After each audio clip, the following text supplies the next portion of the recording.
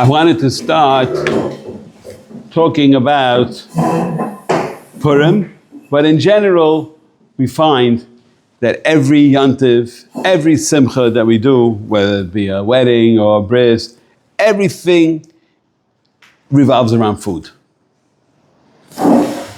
My question is, we're talking in Avodah, we're talking about serving Rebbeinu Shalom, why does it have to always be with food? Let it be with tefillah and davening and fakir, it should be tainis, right? Everything is food. Why does everything have to be food? So I'm going to get to the answer to that. But first I want to say a Maisa, and the reason I'm saying the Maisa is because, as you know, this Purim is Erev Shabbos, and Erev Shabbos you still have to be Nizar. People could get drunk and Chas v'Sholom, get too close to the Zman, and there may be Nichshel in something of Shabbos. So, as we know, I'm going to first say the story, and then I'm going to go into the Tam Adover, why we say why food is so important. Chutz that it usually tastes good, but that's not the Ikka Zach. The word over here is like this. Story with the Chofetz Chaim. In Ukraine, there was a Bacher, and he wanted to go to Eretz Yisrael. And he was trying to get his visa, and in the meantime, he was having a problem getting his visa. So he bought a car, and he made like a business in the city in Ukraine. The business was that he would drive the people from their house to the train station and back. That was his business. And he figured that I'll do this here and learn how to drive for years, and then when he gets there, Eretz Yisrael, he'll be able to have a parnasa when he gets there. So he was doing it, and he was doing very well with it.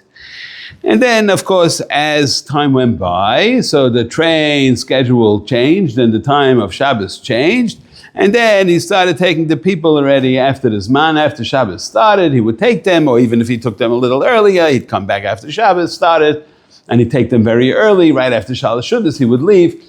The Maisa, end of the story was that he was being Mechal Shabbos. And it was, people saw, and the Rav of the town came over to him and said, what do you mean, what are you doing? You can't be Mechal Shabbos. We have to, the Shmir Shabbos is above all, so therefore you have to stop what you're doing. Of course, it fell on deaf ears. He was making money, he didn't want to know about it, so he continued driving the people on Shabbos. Meantime, his father got very sick and he was in a hospital for a couple of months.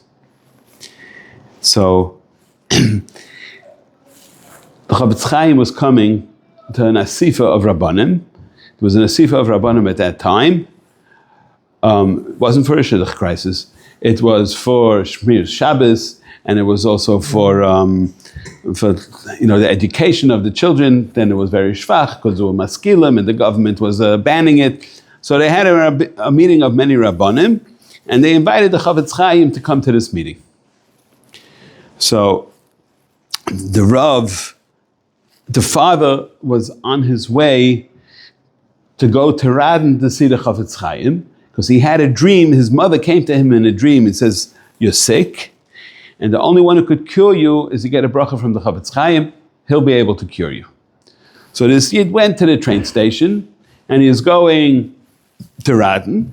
So he meets somebody there, he meets one of the Rabbanim, and so the Rav asks him, where are you going? He says, we're going to Radin. He said, I've been sick in the hospital for months and months, and I had a dream that the Chofetz Chaim is the only one who can heal me. I want to go see the Chofetz Chaim. So the Rav told him, he says, you're very lucky, you don't have to travel to Radin because the Chofetz Chaim came here right now, and he's here, and he came for this Asifa of Rabbanim, and you should be able to go see him. So the Rav wanted to go beforehand over to the Chofetz Chaim to tell him the story that the guy has a son who's Mechal Shabbos, and Pashas, that's why he's sick. L'maaseh, he didn't end up. By the time he found out where the old man was and the Chofetz Chaim was, they were already sitting and talking. So the man goes to the Chofetz Chaim and Chofetz Chaim says, what do you want from me? So he says, I want a bracha. He says, why? He says, I had a dream that my mother came to me and said that you're the only one who could give me a bracha that I should get healed. So the Chofetz Chaim looks at him and says, what? I'm Yisrael Meir, I'm not the Chofetz Chaim, I'm not anything. What are you coming to me for a bracha? My bracha, I can't give a bracha. I'm not royal lekach. My brachas don't work. You're wasting your time. So the guy was, begging back and forth. What do you mean? So the Chofetz Chaim told him like this. He says, you should know that Shabbos Kodesh is Makar bracha. Any bracha that you want to get a whole year, Shabbos Kodesh is Makar bracha. So if you keep Shabbos and you keep it properly, so you'll have bracha. So the guy says, what do you mean? I keep Shabbos. So he says, but the Chofetz Chaim tells him, he says, but the pasuk says, Ato, Ubincha, Uvitecha, right? He goes through the whole family. So apparently the Chofetz Chaim saw Baruch HaKodesh, that even though this guy was a Shomer Shabbos, he saw that he had a son who was not Shomer Shabbos. And that's why he told him over this pasuk, Ato, Ubincha, Uvitecha. And then the guy realized that the Chofetz Chaim saw Baruch HaKodesh, that he has a son who's not being Machal Shabbos. And then he realized that he had to go talk to his son and scream at him and do whatever he had to do. And so he went home and he spoke to the son. The son was makabel because the father told him, he says, I'm only going to get better if you start keeping Shabbos. That's what the Chofetz Chaim said. And kachava. Then he made his way to Eretz Yisrael and he became a very chashuv taxi driver. Okay. Point of my story is to show you that people run around for brachas. A whole Purim, people go to all kinds of people. We know that the gates of bracha are open on Purim. We learned about it, that you said Abba is begiloi. Everything is coming from such a high madrega. Such a high madrega, there is no bad. There is no kulei tov. And kulei tov, that's kol ha'poshet yad noisen lo. We don't check to see. We give everybody everything that they ask for. You see that chas v'sholom, somebody should be nichshol in the chumrah of Shabbos because it's a short Erev Shabbos. That's why I'm saying it over now as a connection. Now I want to go back to food.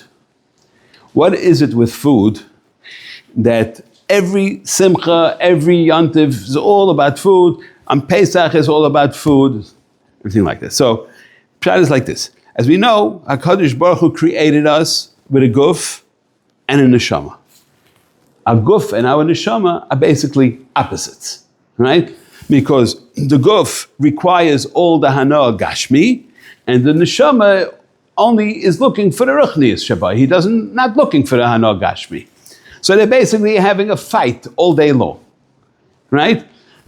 On one hand, you want to go learn because your neshama tells you should go learn. On the other hand, your body's telling you, I'm so tired, I'm hungry, I can't learn, all kinds of things. So we have this constant battle.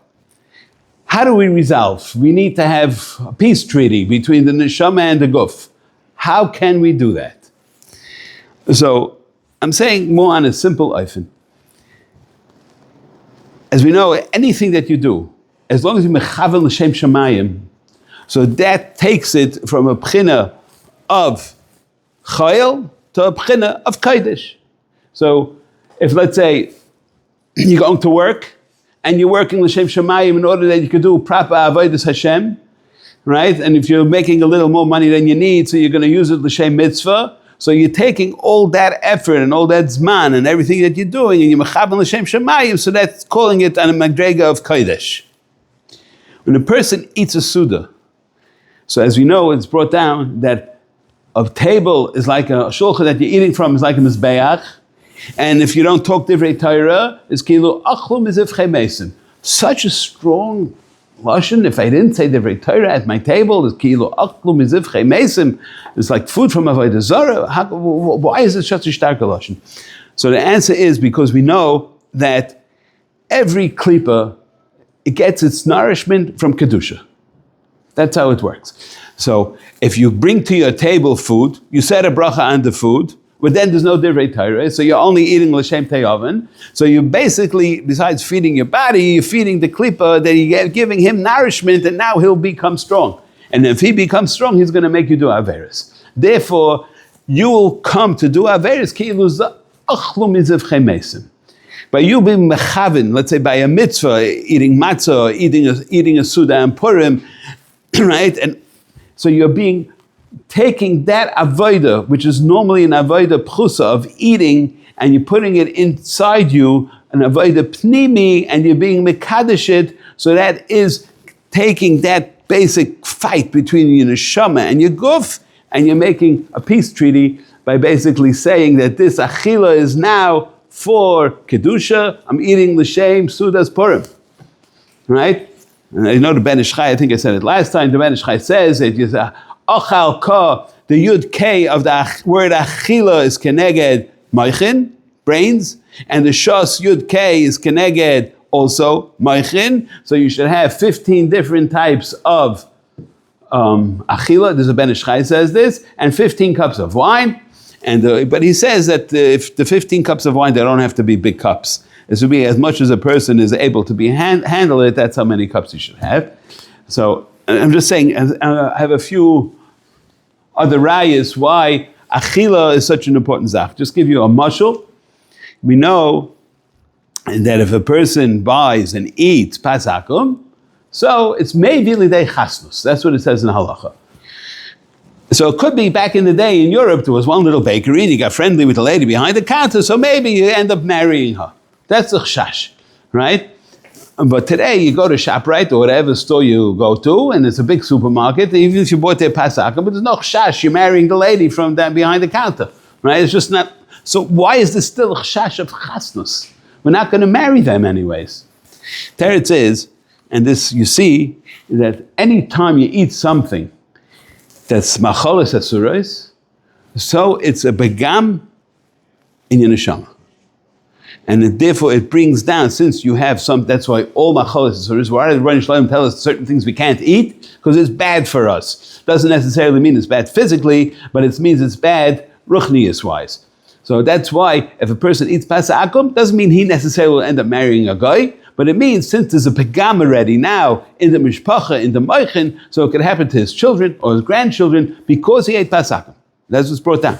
So therefore, they'll show you the Chaim hadava that eating, if it's done by kedusha, is the greatest accomplishment because you took your food and you mekadesh it. It tastes good. Now I'm able to be mekadesh it.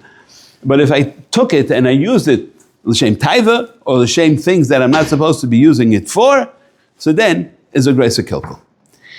And there's in food also, and just I don't know if I said this last time or not. If I did, I'm repeating it over here. Isaiah said it, that when we eat, right, there are 4 mitzvahs of the yom, right? There's Megillah, Matanis Lev Yoinim, Amashach Manis, and Sudas Purim. There's also an inyan to be Adla Yada.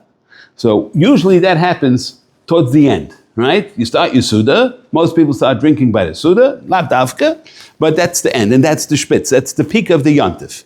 Why is that? Because we know that your mayach, your brain, is compared to an egois, which is a walnut. As you know, during Aseret Mei Tshuva, it's usher to eat, but not usher, we're not to eat walnuts, so the time of that's given is because it's gematria chet, right? But the other time is because it looks like your brain. If you open up a walnut and you see a picture of a brain, it looks very similar. There's 2 sides to it, and it looks like a brain. When you take a walnut off the tree, it has a very thick skin, and that you have to take off. And then you're left with, when you buy walnuts in the store, so it has a hard shell, right? That's the second one. And then the third one is inside, it has like a softer, which is like a separation between the upper half and the lower half. And then there's a fourth one, which is like a membrane on the nut itself. So there are 4 klippas, 4 shells on a walnut. So in order to get through, since it's daimed to your moichin, to your brain, in order to get through all those 4 klippas, so you have to do a mitzvah maisa.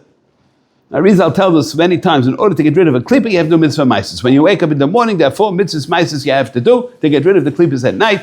One of them is to go to the bathroom, and you wash the tilas yadayim. The second one is tzitzis, talis kat, and talis gadol. Third one is tefillin shel yad. Fourth one is tefillin shel reish. That's how you clear moichin. And Purim, how do we clear our moichin? With doing these 4 mitzvahs, which is Megillah, Shlach Manos, Matanis Lev Yoinim, and Sudas Purim. And that's why we can reach the Spitz Madrega after we get rid of all the klippas by doing all 4 averos. On that note, we should all have a wonderful Purim.